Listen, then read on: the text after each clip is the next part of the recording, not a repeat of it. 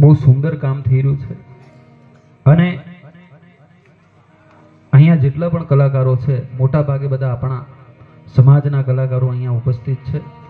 અમને અહીંયાથી વાત કરી હતી કે પણ જેમ જેમ અમને સમય મળશે એમ બાપુજી માટે થોડુંક બોલશું, થોડાક ભજનો ગાશું, બાબા સાહેબ આંબેડકરને પણ યાદ કરવાના છે.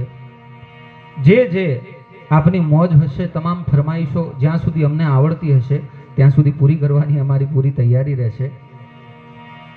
પણ આ સમાજની વચ્ચે આવી અને ભજન કરવાની મજા એટલા માટે આવે, આ ખરેખર ભજનનો સમાજ છે સાહેબ.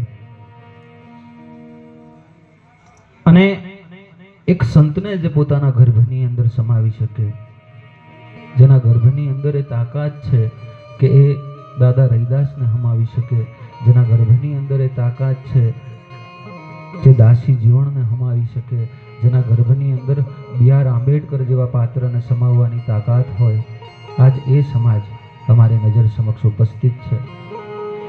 અને શું તાકાત છે સાહેબ, આ સમાજના સંતોની કેવડી મોટી તાકાત છે, આ સમાજના ભજનની કેવડી મોટી તાકાત છે. એક નાનકડો પ્રસંગ હું કહી અને પછી અહીંયાથી ભજનની મારે શરૂઆત કરાવી છે. પણ ગંગા જે નદી છે ને, ભારતની ખૂબ પવિત્ર નદી છે. એની અંદર સ્નાન કરવા માત્રથી માણસને તમામ પાપોની અંદરથી મુક્તિ મળી જાય. અને લોક સાહિત્યમાં તો એમ કહેવાનું છે કે હેકડ કટકો હાડરો જેથી ગંગા તટે જાય, પછી માનવીયા કુળની માય કોઈ દિવસ ભૂત ન હરજે ભાગી રહેતી. હાડકાનો એક ટુકડો જો ગંગાના કિનારા સુધી પહોંચી જાય તો ઉદ્ધાર થઈ જાય. પણ જગત આખાને, દુનિયા આખીને જો એ ગંગાના દર્શન કરવા હોય ને તો એને ગંગાના કિનારે જવું જોઈએ. દુનિયા આખીને એ જો ગંગાની અંદર પાવન થવું હોય, એની અંદર ડૂબકી લગાવી હોય તો એ ગંગાના કાંઠા સુધી જવાની જરૂર પડે. પણ આ સમાજનો એક સંત, આ સમાજનો એક બાવલિયો, આ સમાજનો એક મહાપુરુષ જ્યારે હાકલ કરે ને તો ગંગાને એના કુંડ સુધી ધક્કો ખાવો પડે. મન ચંગા તો કઠોત મેં ગંગા.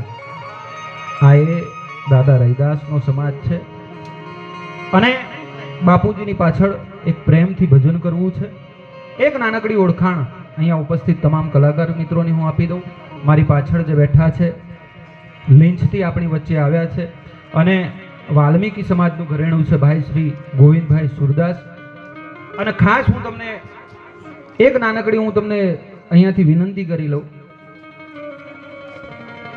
ભજન દરમિયાન કદાચ તમારી ઈચ્છા થાય ઊભા થઈ અને તમારે આ હાર્મોનિયમ ઉપર નોટ મૂકવી હોય ખીચામાંથી કાઢીને, તમે મૂકી શકો છો. મૂકવી ના મૂકવી એ તમારા હાથની વાત છે, અમે કોઈ ફોર્સ નથી કરતા.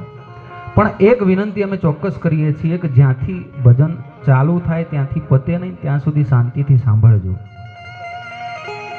ગોવિંદભાઈ પોતે આંખે જોઈ નથી શકતા, પણ એના ગળાની અંદર એવી તાકાત છે, કુદરતે એને એવા સુરો આપ્યા છે. છેક માઉન્ટ આબુ, કચ્છ અને કાઠિયાવાડથી ગોવિંદભાઈને લોકો સાંભળવા માટે બોલાવે છે. તો એ ગોવિંદભાઈને આજે આપણે સાંભળીશું.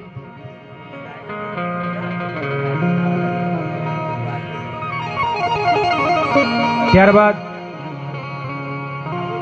અમારી ડાબી સાઈડ જે બેન્જો વગાડી રહ્યા છે ભાઈ શ્રી અશ્વિનભાઈ, આપણા વડનગરના જ છે. અને ધીરા ધીરા વગાડ કાળજે વાગે તારા ટેરવા, માં સરસ્વતીએ જેની આંગળીના ટેરવાઓ ઉપર કૃપા કરી છે એવા ભાઈ અશ્વિનભાઈ. ત્યારબાદ તબલા ઉસ્તાદ પ્રદ્યુમનભાઈ, છેલ્લા 20 વર્ષથી જે આ તબલાની દુનિયા સાથે સંકળાયેલા છે, ટૂંક સમયમાં ફોરેન પણ જવાના છે.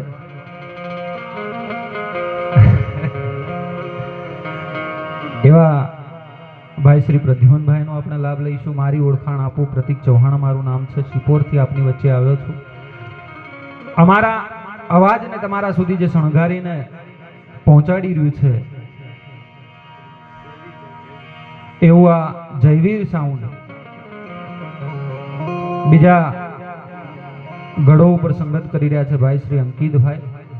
આપણે બધાએ મળી અને આજ આ બાપુજીની પાછળ એક પ્રેમથી ભજન કરવું છે. બાપુજીને સ્મરણાંજલિ અર્પિત કરવી છે, શ્રદ્ધાંજલિ અર્પિત કરવી છે. દરેક કાર્યક્રમની જે શરૂઆત છે આપણે ગણપતિની વંદનાથી કરીએ છીએ, કારણ કે દુંદાળો દુઃખ ભંજનો સદા બાળે કલેશ, પ્રથમ પહેલા પૂજા તમારી ગૌરી નંદ ગણેશ. તો ગોવિંદભાઈને વિનંતી કરું કે ગણપતિની વંદનાથી આજના કાર્યક્રમની શરૂઆત કરાવે. ભાઈ શ્રી ગોવિંદભાઈ.